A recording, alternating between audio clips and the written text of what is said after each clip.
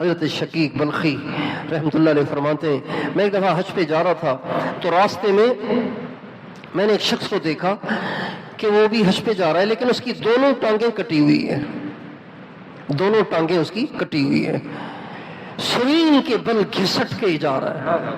تو میں نے اس سے کہا کہاں جا رہے ہیں آپ؟ کہا مکہ۔ تو اس حال میں کہاں سے چل رہے ہو؟ کہا سمرقند سے۔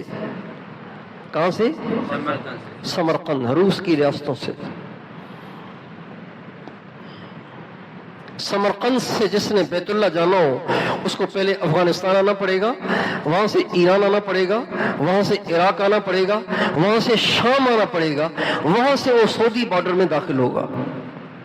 کتنے ملک کراس کرنے پڑیں گے اس کو، اتنا لمبا چکر کاٹ کے اس کو جانا پڑے گا بیت اللہ شریف اور مدینہ منورہ، لیکن وہ جا رہا ہے اور ٹانگیں دونوں کٹی ہوئی ہیں۔ جس کی ٹانگیں کٹی ہوئی ہوں لا محالہ وہ سامان کیا اٹھائے گا؟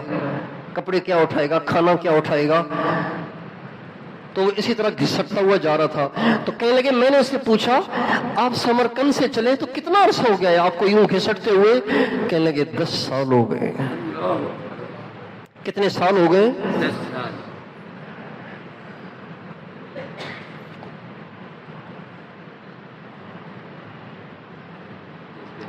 حضرت شقیق کہتے ہیں میں تو حیران رہ گیا کہ ٹنگی کٹی ہوئی ٹانگوں کے ساتھ 10 برس سے یہ شخص گھسٹ رہا ہے، پانی کھانا کچھ پاس نہیں ہے۔ جب مجھے زیادہ حیرت ہونے لگی تو وہ کہنے لگا شقیق حیرت مت کرو، الحب یدنی کل امر شاسع، الحب یفتح کل باب مغلق۔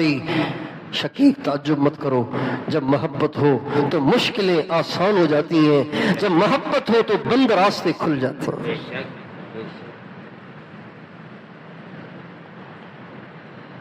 اور شقیق تم تعجب کر رہے ہو کہ میں کیسے جا رہا ہوں؟ ارے میں خود نہیں جا رہا ہوں، میرا آقا مجھے اٹھا کر لے جا رہا ہے، میرا مولا مجھے اٹھا کر لے جا رہا ہے۔